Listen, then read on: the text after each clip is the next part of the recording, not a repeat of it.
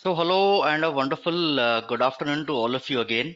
So thank you very much for waiting and allowing us to wait for other participants to join us too. So my name is Chinmoy Patnaik. I work as the senior geotechnical engineer in Midas IT.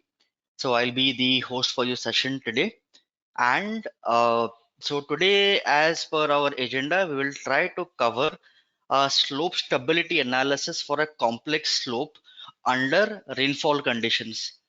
So we're going to cover that entire modeling in FEA-NX. So without any further waiting, I'm going to start the session for now. So meanwhile, if you have any questions, I will request you to take a note of them during the presentation. We will try to cover as much as possible towards the end of the session. So I hope everyone is very clear with the agenda for the Q&A sessions. Now, so, as per plan, let's proceed with the modeling for FEANX. I believe you can all see my screen right now. If not, please just mention that in the questions panel.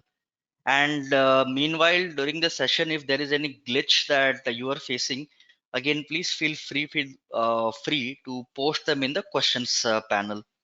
So this model will be a bit of a complex 3D one. So I'll request all of you to watch it as closely as possible and note down your questions, which I have mentioned earlier. We will cover towards the end. Since due to the complexity of today's model, we did not exactly want to spend time in between trying to answer questions. Instead, we'll answer them towards the very end. So first of all, I'm going to start or open the software now.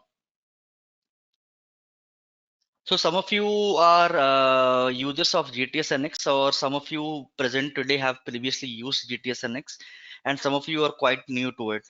So for those who have used GTS NX, FENX is very close to it in terms of user interface.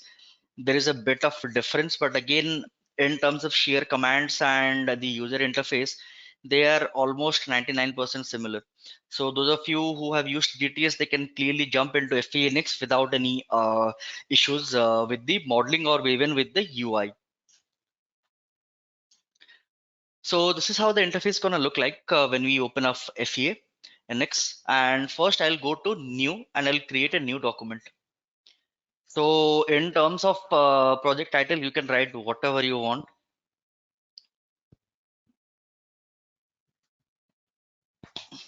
So I'll put the description as slope stability, and the model type will be a 3D model with the gravity direction in Z. For the unit system, we'll put the force in kilonewtons and distance in meters, energy in joules, but again, we don't need that.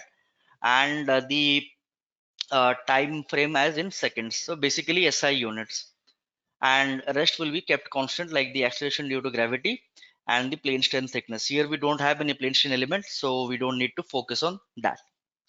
I'll press OK. So the entire UI has opened up, and you can see the top ribbon menu in FE is very similar to that of GTS. And for those who are new, this is how the user interface of GTS and FENX look like, and both of them are mostly similar. You will rarely find any difference except in the later on parts when I'll try to show you. So now here for this complex model, we had a DXF or a CAD file that we got from one of our clients. So due to non-disclosure agreement, we will not share any details about who the client is or where the site was. But the essential takeaway from today's session will be that this is a feasibility or a initial reports of feasibility were made based on this particular model. So we were assigned the DXFs, we are assigned a particular value of rainfall on what to check, and also the data for the soil stratum or the rock stratum. So basically what there is a ground and then there is a hillock. So we will try to model everything in 3D due to the presence of curvatures, which I will show you in the model itself. So any questions regarding the modeling? Again, I will say, please keep them towards the end. Now, so as I mentioned, we will import a DXF file. So before that, what I want to do is I will just increase the size of my grid. So for that, go to the define grid option, press left click on that. Right now I'll enter the size as 10 and I'll press OK. So my grid looks like this now. And the work plane is right now the XY plane. Okay, the top view plane. So it's time to import the DXF right now. I'll go to File, Import, DXF 2D wireframe. I'll select, press on Select AutoCAD DXF file. So I import this particular 2D CAD file, open. I'll name it as CAD. Press OK. So the raw DXF that we got was like this. Now I'll just switch off the planes for now so that the diagram is more clear to all of you. So this is the hillock. This is the ground. You can see all the geological stratum are very steeply dipping, which essentially leads to one conclusion that they are all rock stratum. Second, the hillock. The triangles you are seeing here are nothing but the excavation zones. And on the bottom, these curves, they form a retaining wall. So after you have imported the DXF, the first thing you need to do is start creating the faces. So to create faces, I'll go to this option, make face. And as a matter of fact, whenever you are modeling something, let's say a small model or a big model or a complex model or a very big model, I'll recommend always start with the smallest section. It is much easier to cover smaller sections at the first than towards the end. So it's always better to cover them right away. So I'll start with the smaller sections first. And I name this set as, let's say, faces. And I press apply. So my second face, third, fourth, fifth,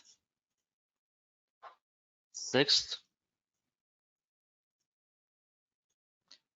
And also please note this is a unfiltered or uncleaned DXF file that we got. We just removed certain sections or certain data from there to maintain the confidentiality. Otherwise, it is exactly what we got in terms of the CAD file.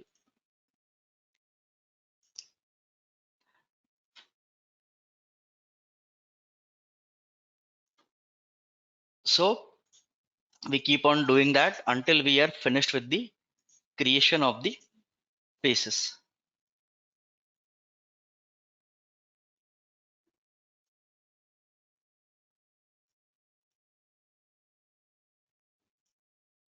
Like this. So my ground part is complete. I'll start with the hillock.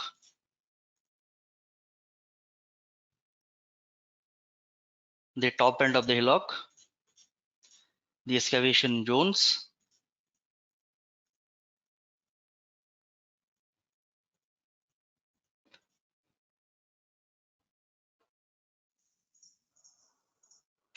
okay,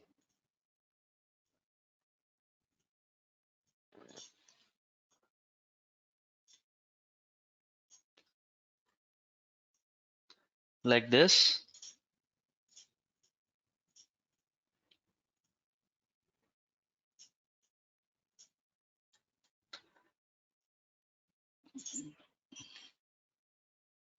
Then the second layer.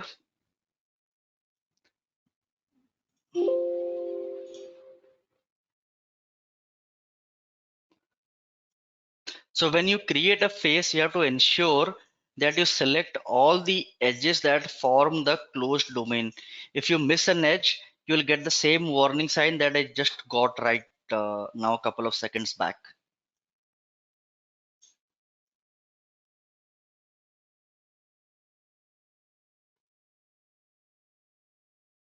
And finally, this.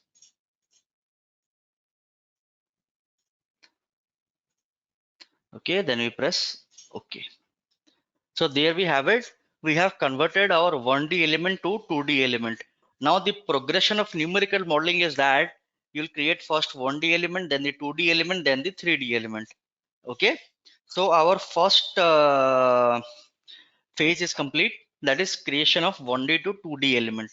Now, lot of people can differ in their opinion right now whether they want to input the material properties before the creation of geometry. You can do that. It's not a problem. But it depends on me whether I want to do, like, if I want to enter the material properties first, but I normally do it on the second phase.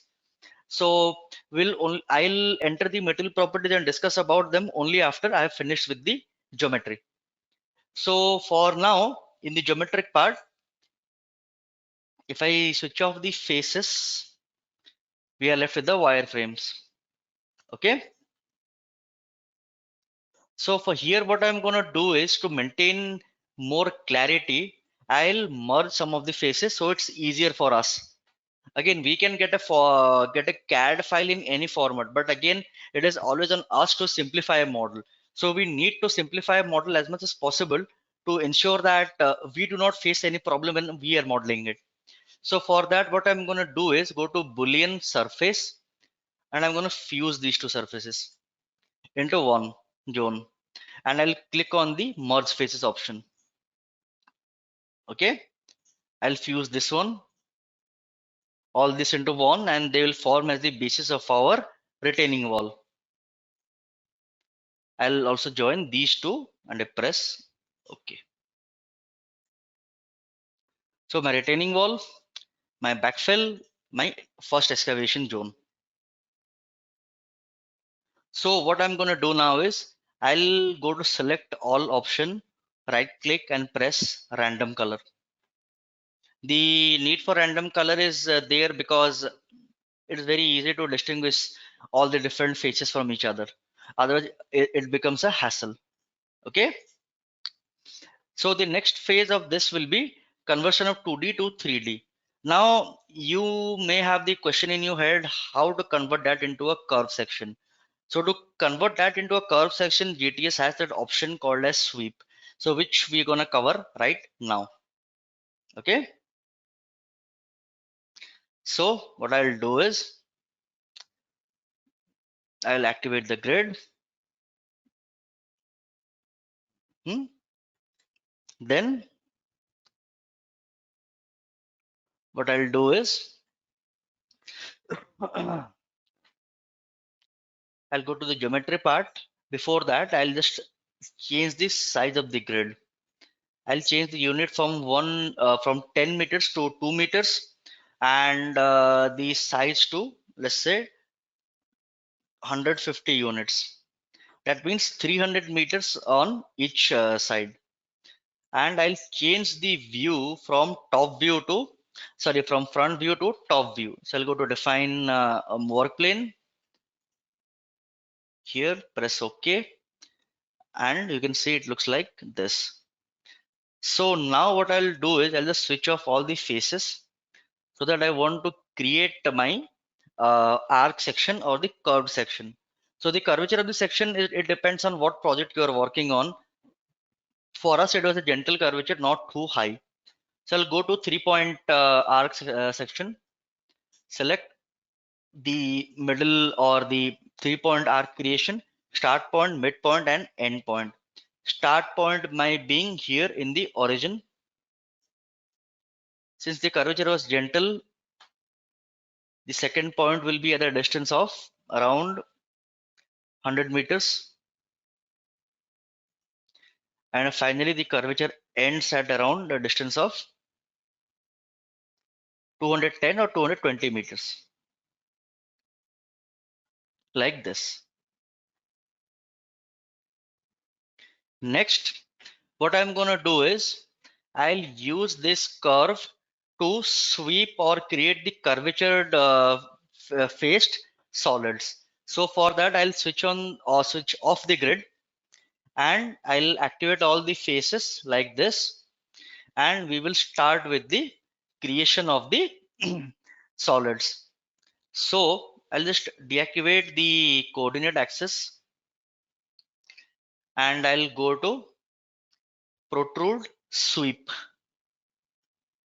So sweep is the option where you can use a guide line or a guide wire to sweep a selected geometry into one section, into a solid section. One can have the question that why not select everything and then use the sweep. Unfortunately, it doesn't work that way. So it is better in terms of normal extrusion. You can extrude the all the faces in one direction, but in terms of sweep, since the software needs to calculate the basis points for the sweep, you have to do it manually for one face each at a time. You cannot do it for multiple faces at a time because the software will not be able to acknowledge the command.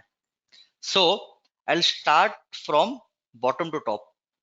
Okay, this is my target object.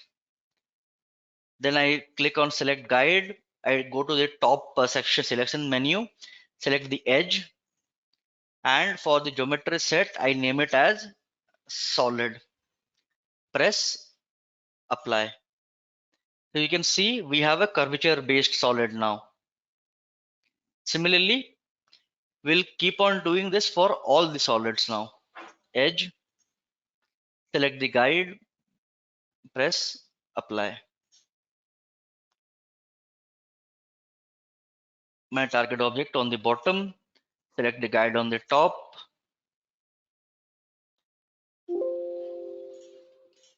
the guideline being this, press apply. Then my target object this, guideline the same mark, apply. Target object bottom, guideline on the top I select edge, click apply. So essentially my ground is complete now. You can see like this. So this is an exact replication of uh, how normally you get geological rock data which are normally deposited in layers. Okay. So I'll just switch off the solids now. I'll start with the smaller solids now. My guide object, sorry, target object, guide, edge, apply. Target object, guide, edge, apply. Similarly, this, select the edge, apply. This, select the edge, apply. This face, select this edge, apply. Okay. Then the bottom, guide, guideline, apply. Now the second layer, guide, edge, apply. So you can see it is a bit hard for me to now see the guideline. So I'll just switch off the solids. Switch on all of them, then switch it off. Target object, this, apply.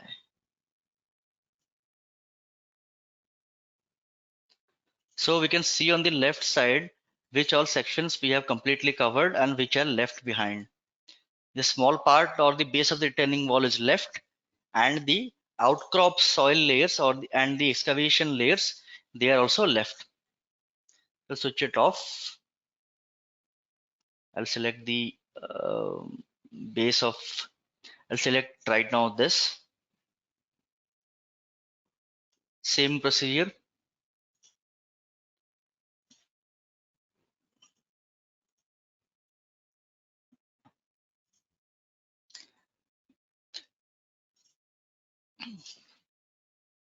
And then we keep on applying that.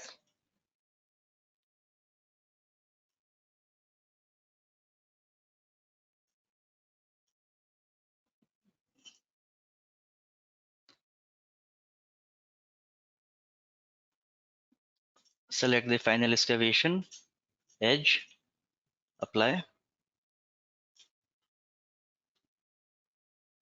So again, go into the left section. The mid part is left and the top part is left. So I'll just start proceed with the mid section. Target,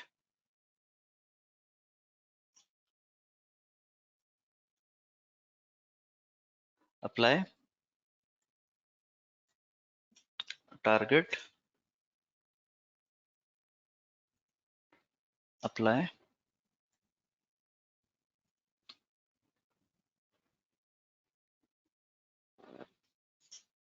So if I just check what is left, this and the bottom of the outcrop soil and the base of the retaining wall.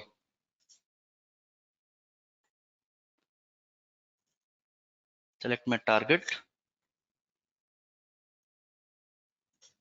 guide, apply.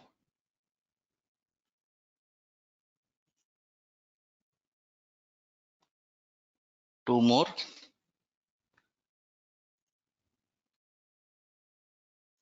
target, guide, apply, target, guide, apply. Before that, I'll just merge this face, merge this together into one solid. So for that, either you can do that at first or else you can also merge the solids based on your requirement. Whatever you feel convenient, you can do both of them. So for the final part, we'll just select our face, guide will be the same, apply.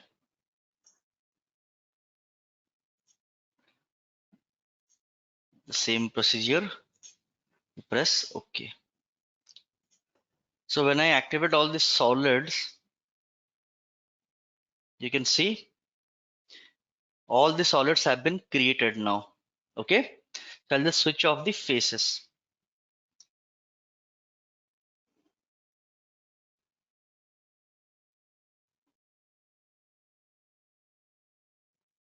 So this is how my curvature looks like for the road. But one thing you have to understand is that the boundaries are not orthogonal. And if the boundaries are not orthogonal, you have to apply individual constraints to the nodes. So it is always recommended make the model a bit bigger than what you require in terms of a non-orthogonal section or a curved section, and then use the cutting planes to cut them down. It is the easiest way to accomplish. Even we prefer doing that because it saves our time rather than looking for individual nodes and then applying for different boundary conditions. What we try to do is just look for the flat surfaces, so we make a model bit bigger than necessary and then we chop it down completely. So I'll just show you now next step on how to chop the model down. So what we do now is I'll activate the coordinate axis and the grid. The grid is too fine for us. We don't need a grid that fine. So I'll increase the grid size to, let's say, 20 meters and the total grid units to 50. If I go to this and see, so activate the grid, move the work plane to front view. Okay. Next we create cutting faces. So we go to geometry and create rectangle, select on make face, then create your face. You must understand this part that the cutting plane should always be far bigger than the geometry. Otherwise, it will not be possible to cut the geometry completely. So our first cutting plane is done. Now we'll have one more cutting plane. So for that we need to change the view to side view. Press OK.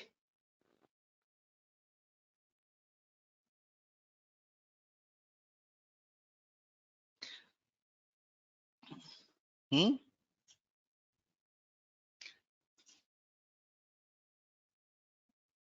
So next what we're going to do is we're going to select and create our side view errors. Sorry, side view lines. So for that, what we do is,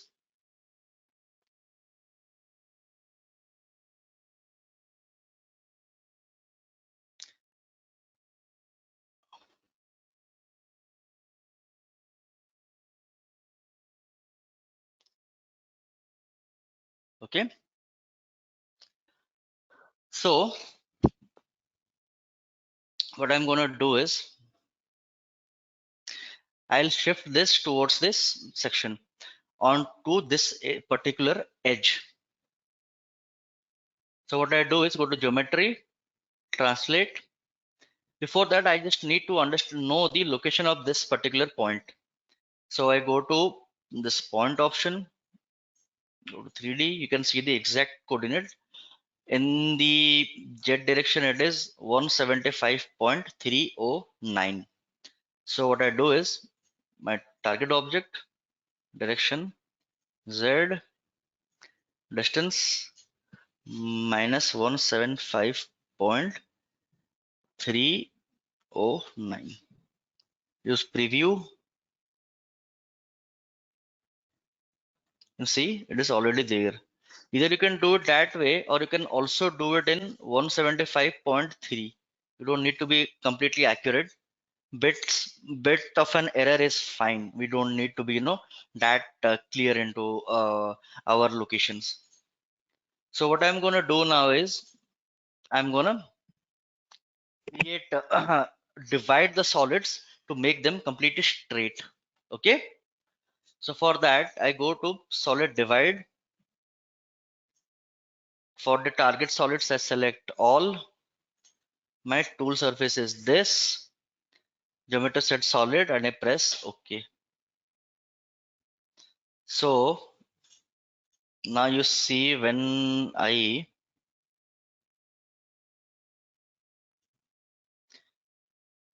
select all this from the top, you can see the straight line. Okay. So now what I do is I just select all of them. I press delete. So there we have it, our orthogonal boundaries. Okay. Straight and straight. Now, in the same way, we can also create the orthogonal boundaries for the back section and the front section. Okay. So I'm going to create a rectangle right now. So go to geometry, make face.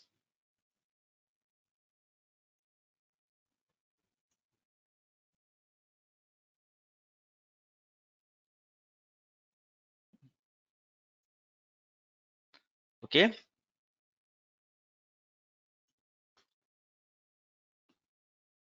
So after cutting, we will be left with a solid that will look like this. Okay. So if I just switch off the mesh right now and I stick to my solids, this is how my final model will look like. So before meshing, we have to understand that we need to assign certain boundary conditions for the seepage or the rainfall flux modeling. So you can also do it in the nodal by selecting the nodes or the 3D element surfaces. But I will recommend, if the surfaces are not regular or in shape or orthogonal in shape, it is better to select the faces and then apply the flux value. Okay. So And when you select and apply loads or boundary conditions to a face, you have to do that before you mesh them, because after meshing it is not recommended you select a face and then you apply some load in there. It will not be taken as part of the calculation. So what I do now is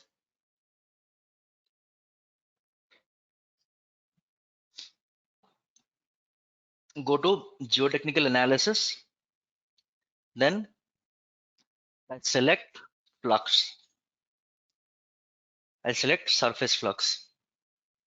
So surface flux is nothing but the precipitation value that you enter. It can be done in two ways. So the first way being a constant value of flux, or else you can also have a varying value of flux. We have covered the both the data on how to enter rainfall value or rainfall data previously in our other webinars. You can always go and check them, you'll find it out. But for this model we have stick to one particular value of rainfall, that is 5 to 10 mm. So here in the data I enter value as 5e minus 6 cubic meter per second per square meter. That is the units for flux. And then I select phase flux and I select all the outcrop edges like this, and I name it as initial rain flux, and I press apply. You can see they have been entered like this. Meanwhile, so after our creation of solids are complete, this is a part I forgot to mention, but I'll recommend all of you, if you have a lot of solids, but you have some specific solids which will always come back to, always name them. It is easier to keep a track of what solids you want to, activate, deactivate on a regular basis. So for this model, the solids that I'm clicking right now, these are our solids of areas of concern or areas of interest. So for them, I will always prefer to give them a particular name so that I know when to select and what to select and where to find it. So what you do is, the easiest way is just click on the solid. You'll find the name in the work tree menu.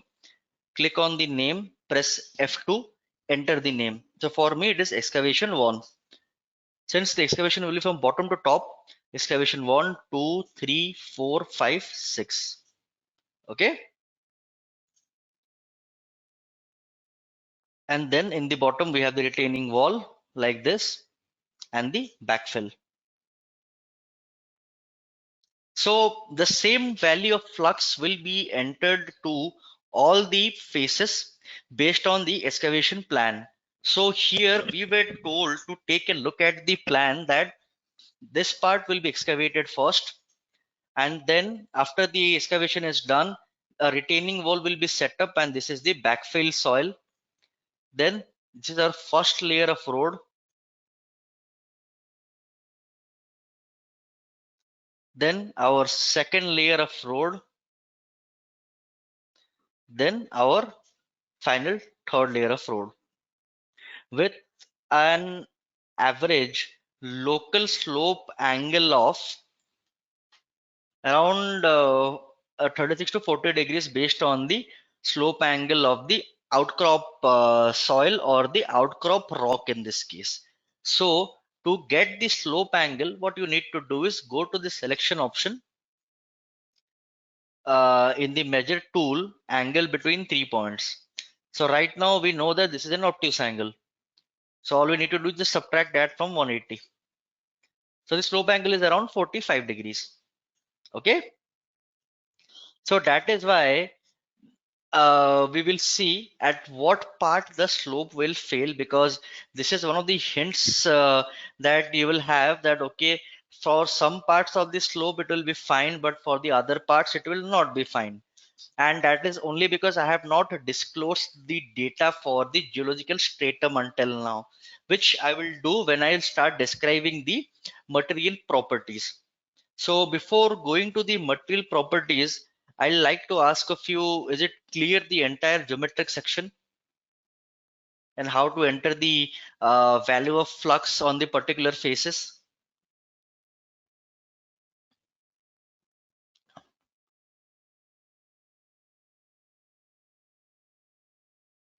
If any questions on geometry, you can ask right now.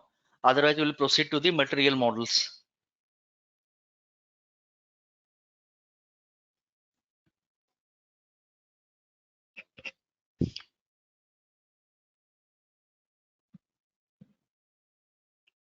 Okay, so otherwise, we always have the last 15 minutes for discussion. So we'll do them then.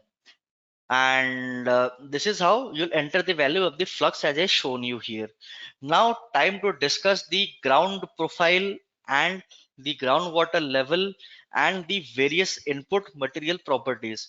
As you can clearly see from the different layers or different colors of the solid, the ground exactly here is not a uniform ground. It is very closely resembling the ground data that you get from your site investigations or geological investigations. So here the top sections, this is entirely an outcrop section. Okay, by outcrop I mean a soil section. This just below the soil, just like in the real world or real field, we get the sedimentary rocks on the top and the igneous rocks at the various at the extreme bottom. So the sedimentary rock zone is this.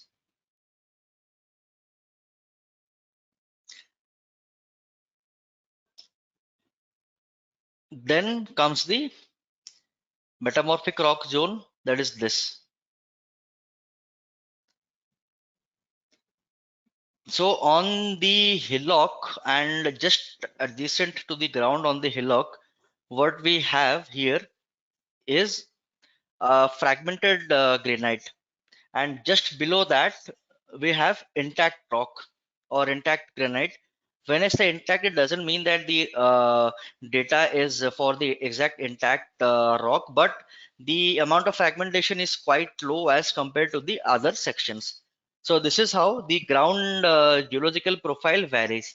So the entire slopes will be created on the soil profiling or the outcrop soil, which lies just on top of the sedimentary rock region, just below that the metamorphic rock region, then the igneous rocks.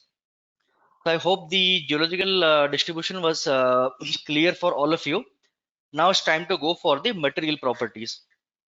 As this is a hillock situated in the northern part of Indian territory, so that means there is a good chance that we'll find broadly graded soil in there. So the outcrop soil here in this condition is the broadly graded soil. You can call it as glacial till or moraine or terminal moraine based on whatever terminology you use. So for the creating the material properties, we have used the Mohr Coulomb model for both soil and rock. I go to create isotropic. I switch off the structure tab, press on Mohr Coulomb and enter the data in here. So coming to the data discussion, the broadly graded soil, it has a Young's modulus of around 65 MPa, Poisson ratio 0.3, unit weight 19.5, cohesion of around 10 kPa, friction angle of 36 degrees. And since we are also going to do CPS modeling, so we also have to enter the value of the uh, permeability coefficients, that is 1e minus 6 in all the three directions. So and here we assume that the initial void ratio is 0.5, so the degree or the VWC is 0.5. Anything more than 0.5 means the entire soil is completely saturated. If you want to conduct saturated unsaturated soil modeling, then you have to go for unsaturated property functions. So I'll just briefly go through unsaturated property functions, but you are free to try and take a look at the literature that is available online. I'll recommend, if you want to take a look for Fredlund unsaturated property functions, Gardner coefficients, and Van Genington unsaturated soil property functions. You can also get Excel for the Van Genington properties. So here we do have a database which I'll come to later on. We'll go to add individual. So in the unsaturated property function tab, for the function, I prefer using the Van Genington data. The permeability function data is derived from the water content function data. In the water content function data, the inputs, there are two inputs, and the data that you see for A and N, they're actually constants that are taken up by Van Genington function itself to create a regression scale so that it matches the curve based on what Van Genington predicted. So theta R and theta S are nothing but your residual water content and your saturated water content. Both the water contents you can get for the falling head and the constant head tests. So these two data you need. The rest for the coefficients and for the regression modeling, normally if you want to do that in Excel, you need to be very clear with how the Van Genington function happens. Otherwise you can just directly enter the value of theta R and theta S in here, and then you can try to match the data with the database that Van Genington and Parish created. So for that, we go to database. There are two databases we have for sandstone, silty loam, loam, and clay. And if you have the question why only these soils, because Van Genington is a Dutch researcher in hydrogeology, and he worked only on the locally available soil types in there. So, and some other data he created was sand, loam, silty loam, sandy clay loam, and silty clay, and just normal clay. If you want, you can directly import the data too. Just select on, let's say I want to select on clay, press enter, okay. I select on clay, press modify. This is how it looks like. So according to Van Genington's own database he created, the for clay, the theta R he selected was 0.068 and theta S was 0.38. Theta R means residual water content, theta S means saturated water content. This can change, but this should not change. The N value should not change because that is what selected by him. So let's say I want to change the theta S value to 0.48 and the theta R value to, let's say, 0.15. So this is how you can see the graph is created. Okay, so you can always play on with the unsaturated property functions to check your own models. So after that, we will go for the other data we have for the geological profiling. We go to weathered sedimentary rocks, press modify. For that, the sedimentary rock has a E modulus of around 0.025 GPa, Poisson's ratio 0.13 to 0.18 range. So we have taken the lower range of data in here. Unit weight of 22.5, cohesion of 30 kPa, friction angle of 39 degrees, and a saturated unit weight of 24, and permeability along the horizontal direction 1E minus 6, along the vertical direction 6E minus 7. Then we come to stratified metamorphic rock with a E modulus of around 0.08 GPa, Poisson's ratio 0.022 to 0.028, unit weight from 23.5, the dry unit weight, cohesion value 75 to 90 kPa, but we have taken the lower range of values.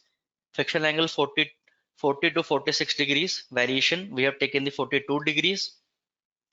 Porous saturated unit weight 25, and for the permeability we have taken 1E minus 8 meter per second. That means it's very close to intact rock, and you have to note that intact rock or non-fragmented rock has very less permeability. It is even lesser than that of clay.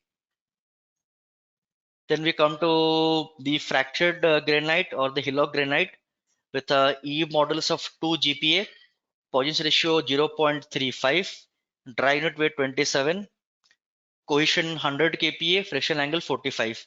So it is very close to actual, let's say, intact granite too. And since the degree of confinement is quite high for this granite sections on the bottom, that is why we have taken a higher value, because we have understood that this will not play a drastic role in the change of the outcome for the slope factor of safety. But again, for your own modeling, you need to be selective with what soil data you want to enter. So finally, and we have concrete M35 grade concrete for the retaining wall. Then we have the mixed granite as the bedrock with a 2.3 GPa of E modulus, a very stiff rock, so 0.33 of Poisson's ratio, dry unit weight 27.5, cohesion 200 kPa. It can even go higher than that for igneous rocks. For friction angle 48 degrees, porous 28.5, and I have previously mentioned that they are very low in permeability. That is why the Kx, Ky, and Kz are around 1 e minus 10 meters per second. Okay. So after that, we go to creation of meshing.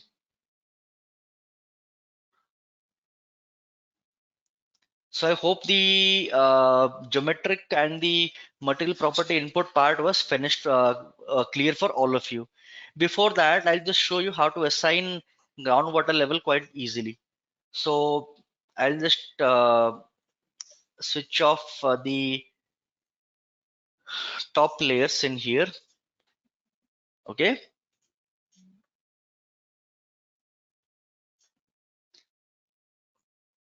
And this one too, hide. So I just go to static slope analysis. Okay. Go to geotechnical analysis.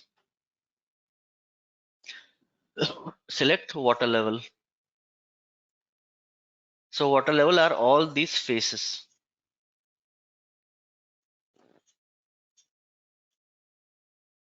Okay. And name it as water level underscore 11. Press OK.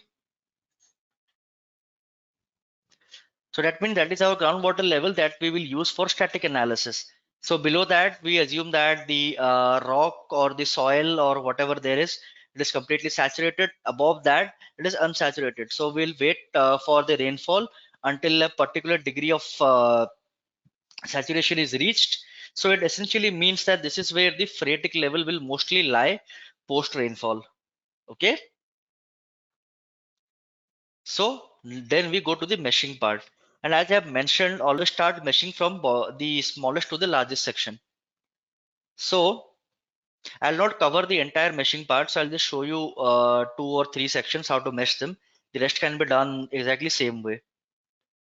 So what I do is I'll go to mesh 3D. Size will be 1 meter because the retaining wall is quite thin. So you have to mesh with the smallest elements. I'll go for hybrid mesh and name it as R wall. Okay, press apply. Then the backfill. Backfill will be soil. So backfill wall R. Press apply.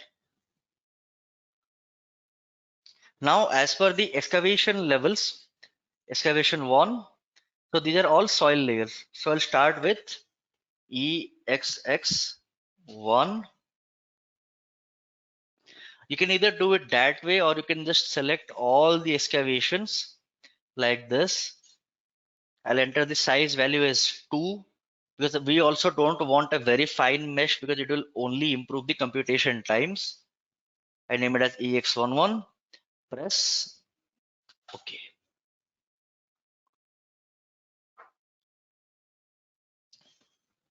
So there you have it.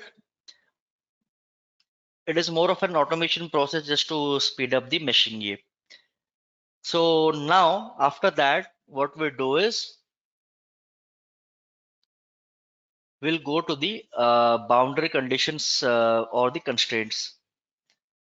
So from now on, I'll actually show you the model that I had worked on, and we will discuss the results from this model only. Okay. So I select all the mesh like this. Now for the static analysis, you just need to provide the constraints. So go to constraints, go to auto, and name it as ground boundary condition 1. Press OK. Restrained on the y direction, x direction, 3 directions. Okay, like this. Then for loading conditions, we have not applied any traffic load or anything like that because this was for a pre-feasibility condition. So we were trying to replicate the virgin ground conditions. So I name it as solid, sorry, self weight SW or SW11, whatever you want to press OK. So the loading condition is applied and the boundary condition is applied, plus the CPH boundary conditions are applied. So next what we'll do is we'll create construction stages. Here, when you have a model this big, this is my request to everyone, whether you are new to numerical modeling or whether you are a pro. So if you are a pro, probably you don't need my suggestion that I'm going to give right now. But for anyone, if it helps, I will recommend whatever you want to do with the model. When you have finished with the basic steps of the model, try to run a very simple linear static and a non-linear static analysis so that you get a very clear picture whether your model is going to work or not. Do not straight away jump into a construction stage model, because if you are not clear with what you have done, or if you are not sure what to expect, or if you have done it for the very first time, there's a big chance your model will fail. And it happens in 60 to 70% of the models. It happens to us too. That is why we always prefer to start with a simple non-linear static model with no external conditions. So here what I'm gonna do is, as I have mentioned, what we did was, you can see on the analysis case on the top left, the first thing I did was created a non-linear static analysis. Okay, then we create a slope stability analysis for the dry slope and then for the slope with rainfall. So what happens here is that in the trial where we wanted to just see what kind of stresses or the slope factor of safety, this is our initial stage where we just activate the boundary conditions and the self weight and all the mesh sets. And since we have defined the water level, we just select the water level here, click on here, press 1. Then the second stage, we remove the first excavation, we activate the backfill soil and the retaining wall. In the third, we excavate the first section of the road like this, or the excavation 2 is deactivated. It is that simple, you can see. Then excavation 4, excavation 6. So these are the 3 layers of road that were planned on this particular model or this particular hillock. So we were told to check whether both of the whether all the 3 roads are possible to make in the dry season as well as their stability in the rainfall season. As I mentioned, the rainfall we were targeting was around 5 to 10 mm per hour. So what we do is, after this, we create a actual model for the rainfall trials. So for the rainfall trials, we have to create a stress seepage slope construction stage analysis. So we go to the analysis part. Okay, go to general. Before that, we go to static slope analysis, go to stage set like this. Then you can create in here, or otherwise the fastest way is just right click on stage set in the analysis tab, press on add construction set, and on the stage type select sequential stress seepage slope. Okay, so now we will see the real-time conditions for which this particular model was created. The initial stage, nothing, we just want to see the pre-existing ground stresses or the ground, how it looks like. Also the slope factor of safety. Second will be a steady state rainfall of 5 mm along the entire outcrop surface, and we will see what kind of pore pressures we are getting, and then the subsequent slope factor of safety in the next stage.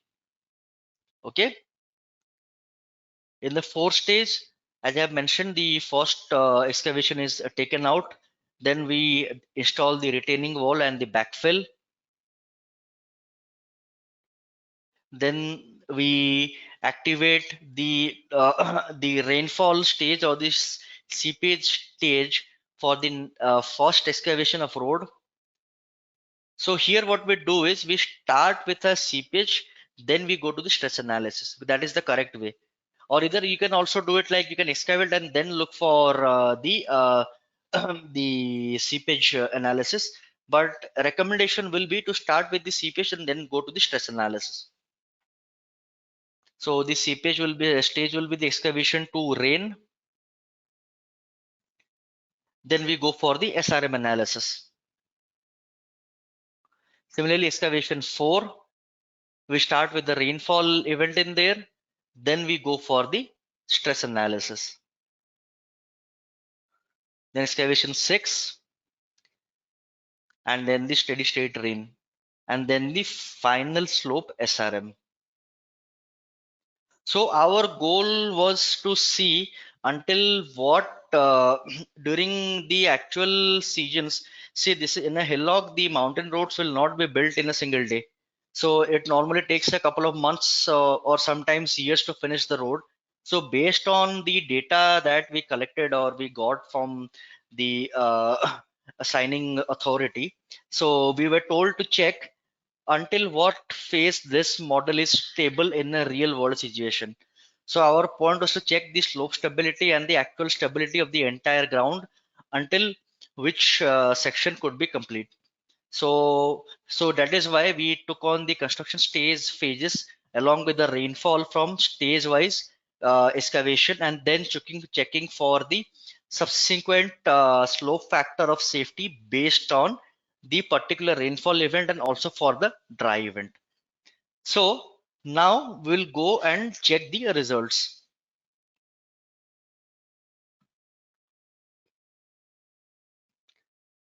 So for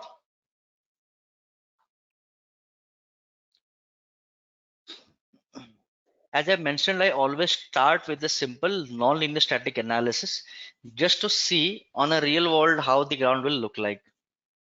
So this is my first stage. So, or the first trial, the non-linear static, the model converged, and the critical sections were found to be mostly located along the top. So if I activate the vectors, you can see a potential direction of movement. But again, since there is outcrop soil in the top, there will always be a bit of movement. We cannot stop that.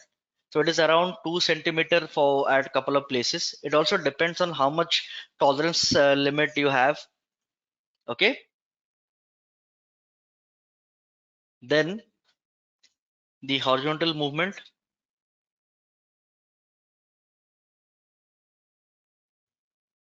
So this area on a virgin stage of the slope is susceptible to movement. So this is where we will try to keep most of our focus on. Then the vertical movement, I'll switch off the vectors.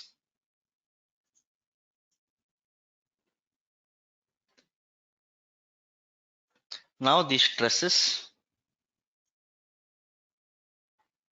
due to the presence of the water layer, what you can see on the top is the presence of positive pore pressures. So we know negative pore pressures are very, very bad for the effective stress because they reduce the effective stress. Here you can see, which is why here there will be a lack of confinement.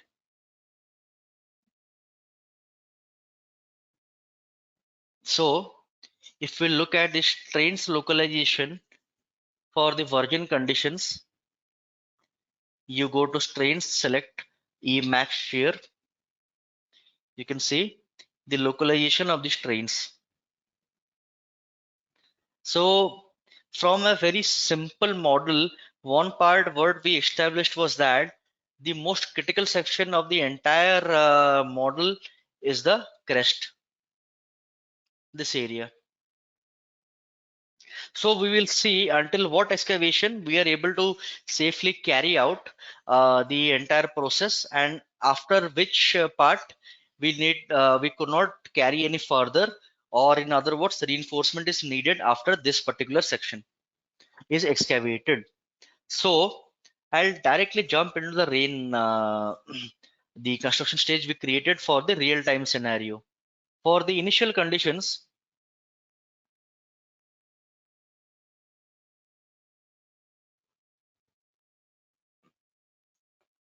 the slope factor of safety on a dry stage was around 2.5, with the critical area of movement being located around here. So if I go to check for the shear strains, you can get an picture of what is expected to be the critical area is this part, the very same part where the road is being planned. So next we'll go for the rainfall stage. So we have understood that there is a 5 mm rain happening in there, due to which the total head varies like this.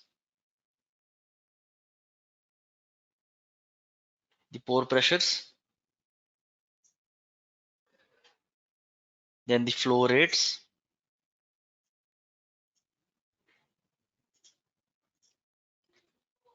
So the maximum flow rate, the outflow rate is around minus 1.05 centimeter cube per second for this model. So based on that, you can always calculate how much rain water will accumulate. And you have to also notice something, that positive flow rate means water is going into the system, negative means it's going out of the system. Then we'll go for the SRM just after the rain has happened. So you can see from initially the factor of safety we got was 2.5 on the virgin conditions, provided we didn't take the pore water pressure into account, or we assumed the slope was dry. So on the first rainfall of 5 mm, the slope factor of safety drops to 1.7,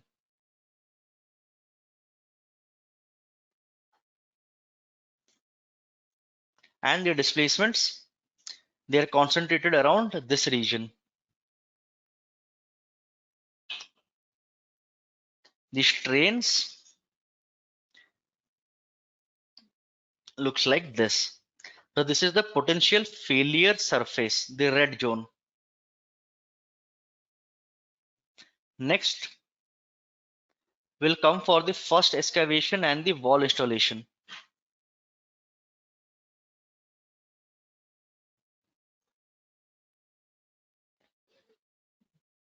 Then the strains.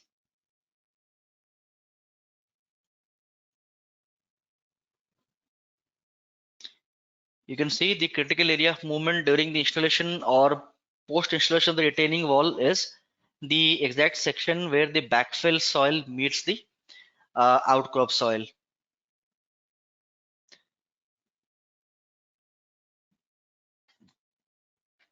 Next, we'll go for the rainfall after the second excavation has happened, the pore pressures,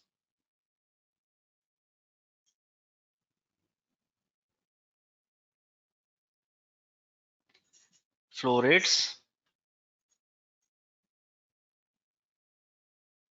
Again, if I change it to centimeter per cube per second, so this is where the water flows out. One can closely relate that these are the sections on the top and the bottom of the retaining wall where we normally create drains, because the water is coming and flow will flow through here. Otherwise, what you get is a waterfall along the retaining wall.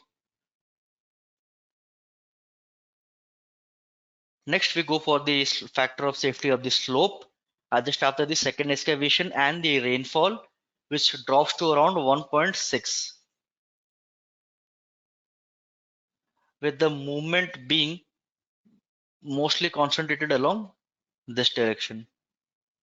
So the in case less, if you assume that a failure will happen during this phase, so what will happen is that this is where the first movement will take place. So this is also one of the ways of understanding where to install your strain gauges or the extensometers. Because if you want to add an extensometer, you also have to know the location where you want to install it, and also what will be the threshold value of that. Some of these data you can find by numerical modeling by looking at these areas, like which are the areas more susceptible to movement or damage, or which areas failure will lead to a landslide along the region. Now we'll go for the excavation 4 results for the rainfall, the total head, the pore pressures,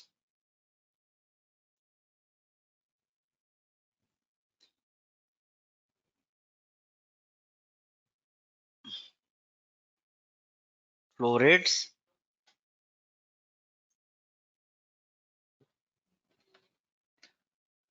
Then we come to the SRM, or the factor of safety of the slope.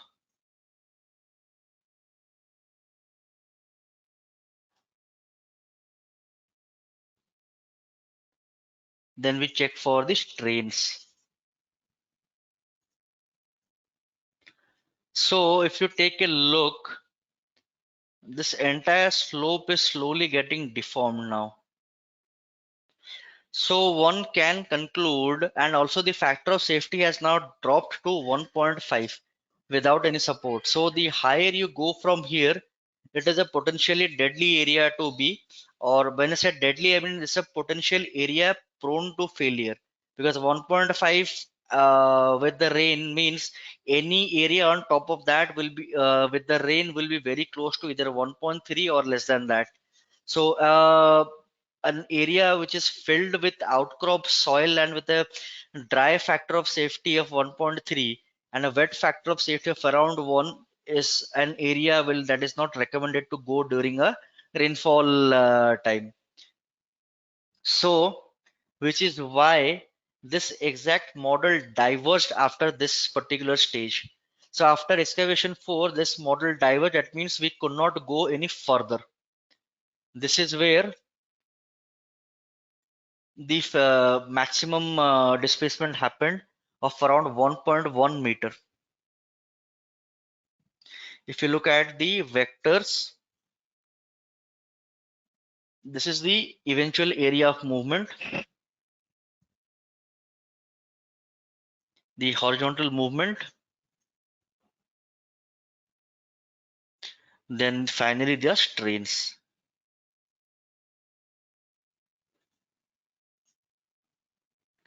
So in our pre-feasibility analysis and report, the recommendations that we provided was that the maximum excavation that could be done with a rainfall data varying from 5 to 10 mm, 10 mm was until excavation 4. Prior to excavation 4, if you want to create more road surfaces, then even for virgin state conditions, you have to think about reinforcing the slope around excavation 4 and then going up.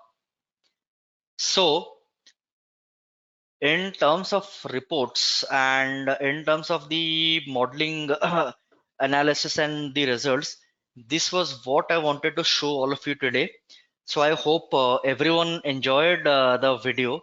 Now, if you have any questions, please feel free to write them down in the questions panel. I'll try to answer them to the best of my abilities. So Praveena madam has asked that can we do the same with GTS NX also.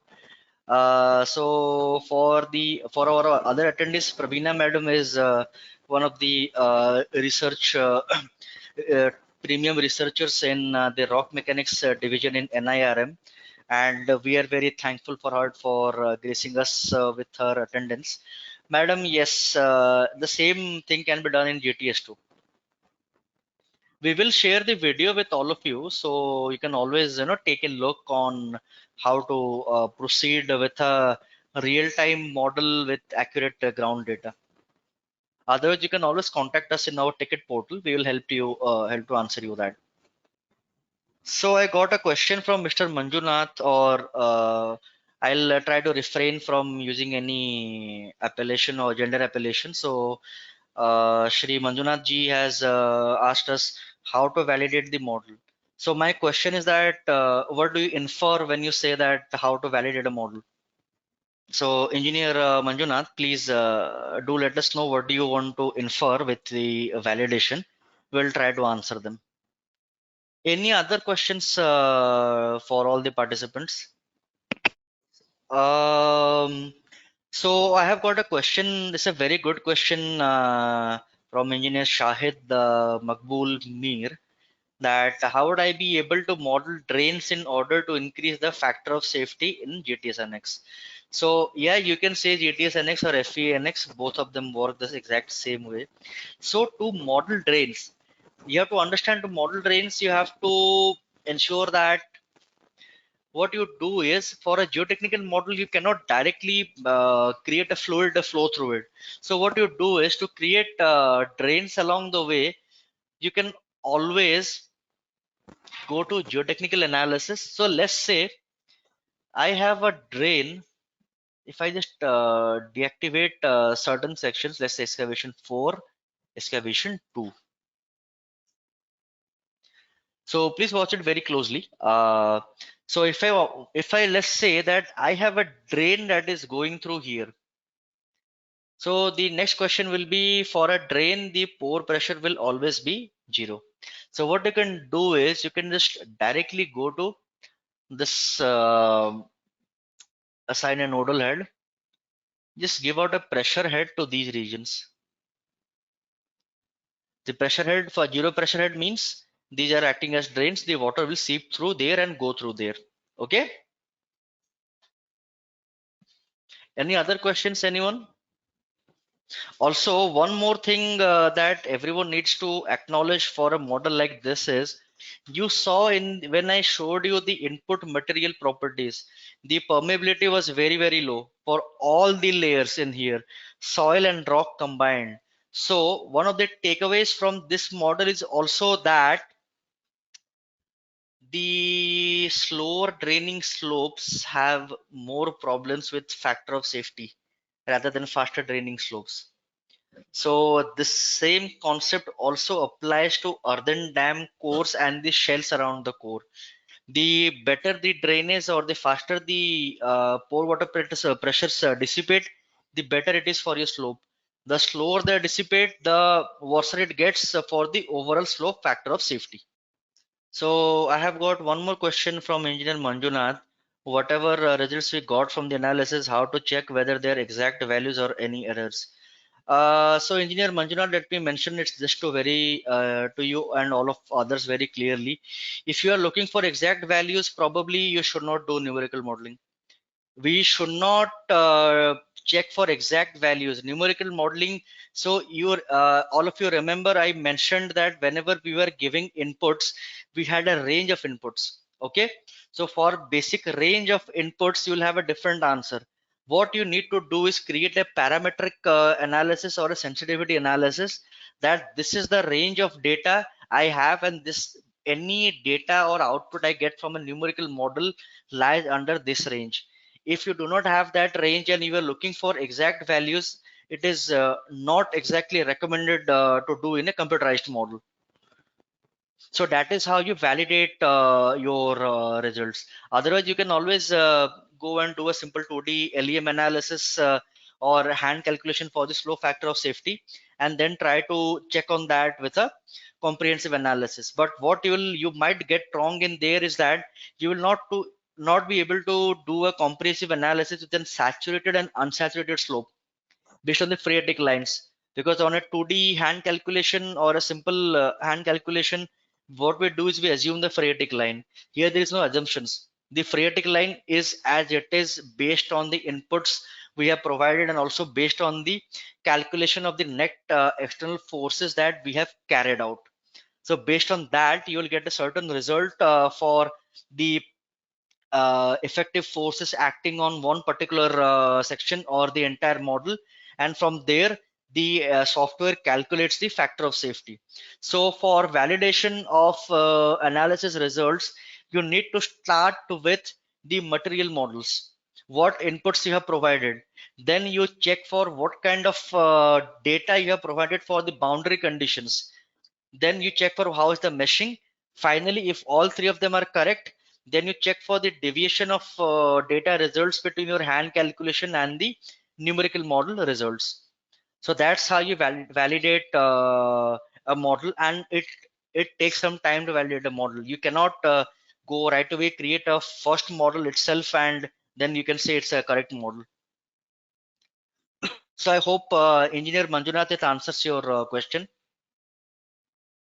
So one more question we got from engineer Keshava Rao, that can we input soil stabilization like soil nailing in the software? Yes, you can practically have any kind of stabilization technique you want. We do have other webinars where we have shown stabilization techniques using soil nails or anchors or shortcutting the walls, whatever it is. They are publicly available in YouTube and also in our website, Mandas Geotech. You can directly check them in there. Okay. Any other questions, anyone? And please don't worry about whether your question is a correct question or not, because it's better to have questions and answered. They be answered right away rather than having doubts in the head after the end of the session. So we still have 5-10 minutes more for the Q&A. Please feel free to ask questions or any improvement suggestions that you want to add. You can also put on the questions panel. Any other questions from the other participants? Please feel free to ask us. So Pravina madam has asked a question: limitation of GTS NX software. Madam, every software and every methodology has its own limitations. So if you can just write down the context on which you want to mention the limitation of GTS, I'll be able to answer it more clearly. So this is also a very important question, that limitation of GTS software for rocks and rock joints. So if you, madam, to correctly model rock joints, one has to use either UDEC, 3DEC or DFN. So these are mostly meant for modeling rock joints.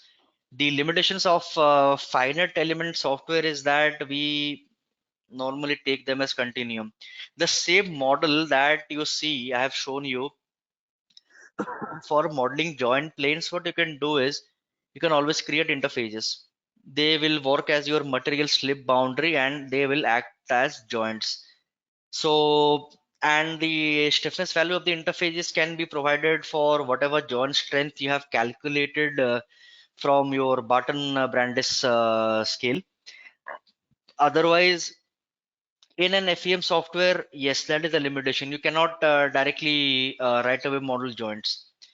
We have the jointed rock model. So what it does is that it has the orientation and the stiffness values for three joints. So it overall reduces the entire stiffness of the rock mass, but that is where it ends, unlike DFN or a finite element software. Pravina madam, discontinuum modeling is not possible exactly in FEM. You have to, madam, you have to use FDM or DEM models for discontinuum modeling. It is not recommended to use FEM for discontinuum modeling because they will madam, the problem is that for discontinuum modeling, the most of the calculation take place along the plastic or the yielding region, and in any FEM model, the moment it gets very close to plastic region, the model will fail. That is why the change, I mean, this is the limitation of entire FEM modeling. Any FEM software you use, it will the results will be the same. Like along the yield zones, there's a big chance you will not get correct results.